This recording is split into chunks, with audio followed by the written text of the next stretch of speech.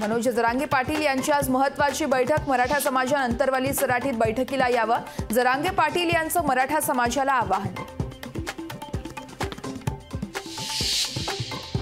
आरपीआयच्या राष्ट्रीय अध्यक्षासाठी शिर्डी लोकसभा मतदारसंघ सोडा, सदाशिव लोखंडे यांचं इतरत्र पुनर्वसन करा, तर रामदास आठवले यांचा लोकशाही पॉडकास्टमधून मुख्यमंत्र्यांना सल्ला।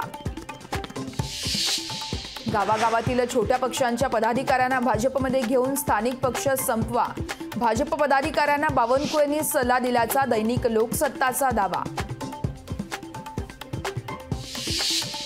लोकसभेच्या 5 राज्यांमधील 46 जागांसाठी आप आणि काँग्रेसमध्ये एकमत। दिल्ली, गुजरात, हरियाणा, गोवा आणि चंदीगडमध्ये आप काँग्रेस 7-7। मुंबईकरांना 1 मार्चपासून करावा लागणार पाणी कपातीचा सामना। धरणांमधील पाणीसाठा कमी झाल्यानं 10% पाणी कपात केली जाण्याची शक्यता।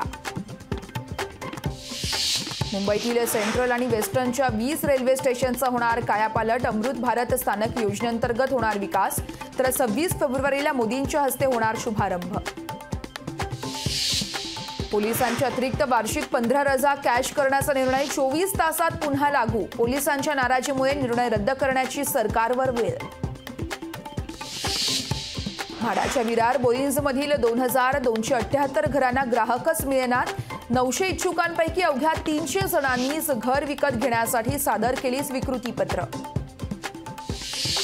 29 फेब्रुवारीपासून सायनच्या रेल्वे उड्डाणपुलाचं पाडकाम केलं जाणार। लाखो मुंबईकरांच्या वाट्याला हेलपाटा येणार।